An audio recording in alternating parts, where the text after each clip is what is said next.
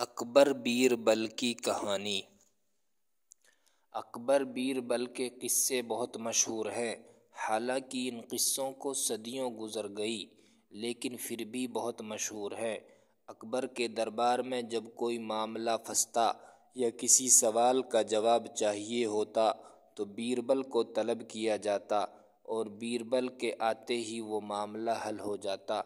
एक मर्तबा अकबर बादशाह का दरबार लगा हुआ था, उसमें बीरबल नहीं था।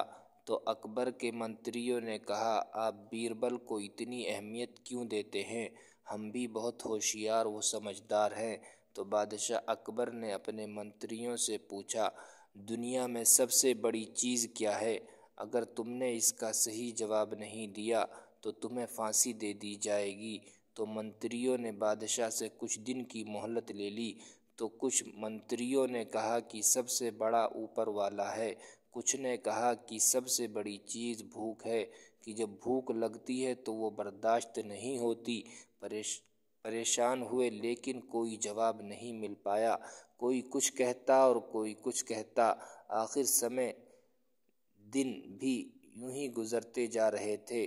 तभी सब मंत्री बीरबल के पास गए और बीरबल से सारी कहानी बताई।